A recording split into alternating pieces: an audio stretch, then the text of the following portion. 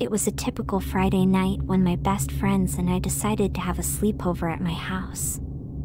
We were college students at the time attending different schools and were home for the summer.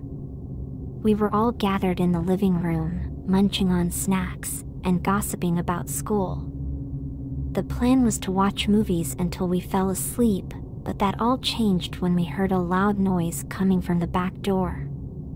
We dismissed it, thinking it was just the wind, but then we heard it again, and it was louder.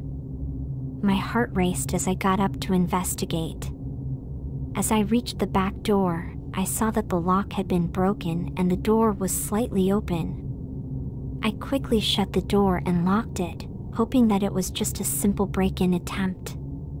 We'd all decided to stay in the living room together, but as the night went on, we couldn't help but feel paranoid and scared. Every creak or noise made us jump.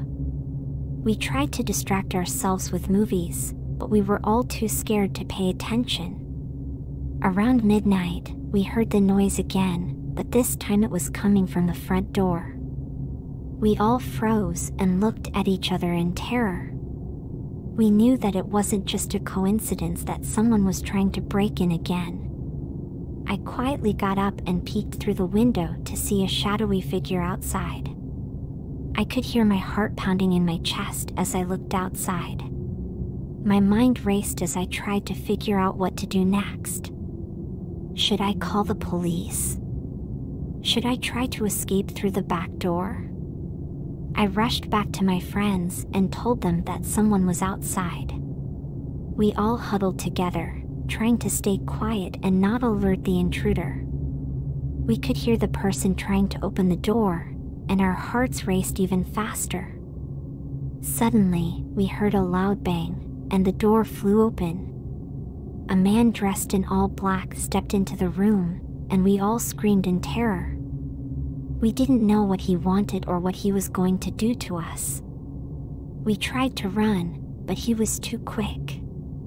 He grabbed one of my friends by the arm and pulled her back into the room. We all froze in fear, not knowing what to do.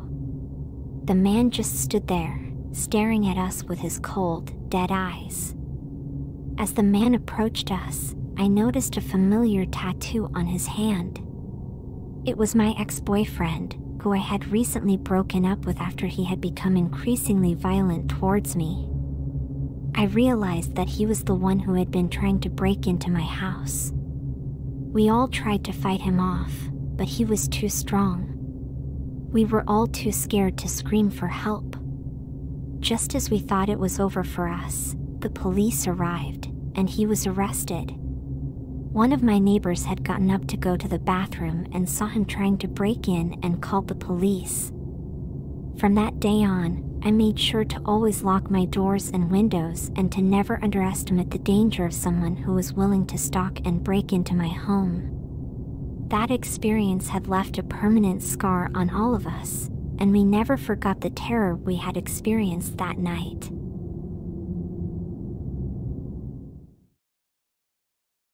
I never thought a sleepover with my guy friends would end up like this. We were all having a great time, just like old times. We were playing video games, eating junk food, and drinking beer. But things quickly took a dark turn when one of my friends, Mike, started getting aggressive during a game of poker. Mike was always a bit competitive, but I had never seen him like this. He was throwing his cards around, cursing, and accusing everyone of cheating. It was uncomfortable, but we all brushed it off and tried to calm him down. But then, things got physical.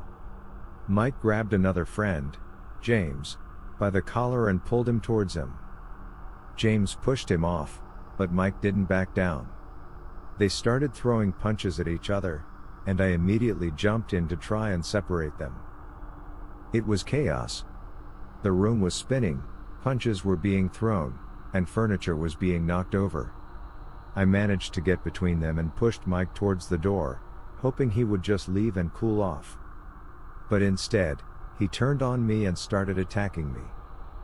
I tried to fight back, but he was too strong. He knocked me down and kept hitting me until I was lying on the ground, barely conscious. I could feel blood trickling down my face and my vision was blurry.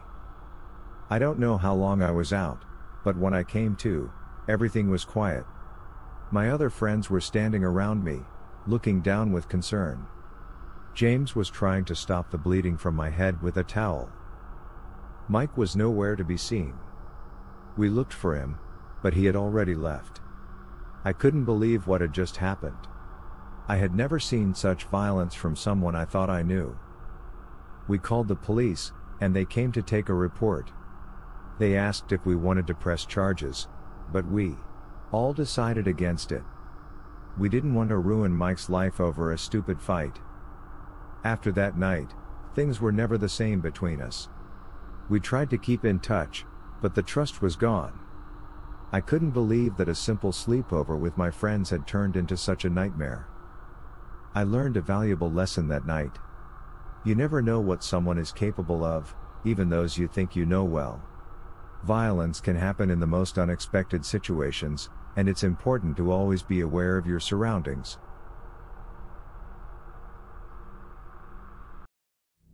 When I was 12 years old, I was sleeping over my friend's house one night. Let's call my friend James. James lived about 3 to 4 houses away, by the way. His mom worked as a bartender, so she was never home at night until about 4 a.m. and usually it was just him and his older brother in the house. Sometimes his mother's boyfriend would come over and check on him and his brother and stay for a few hours. On this night it was just me, my friend, and his brother. At about 10 o'clock, we started hearing creepy noises like knocking and the fence shaking.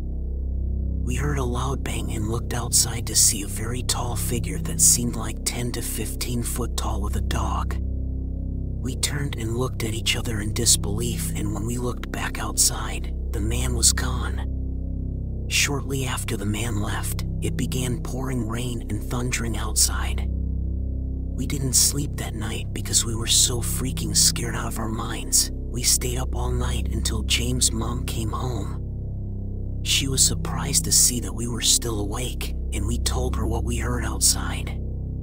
She didn't believe us and laughed it off. The next morning, we were sleeping and heard a loud scream at about 7 o'clock. It was James' mother. We all ran outside and found her slumped over the fence vomiting.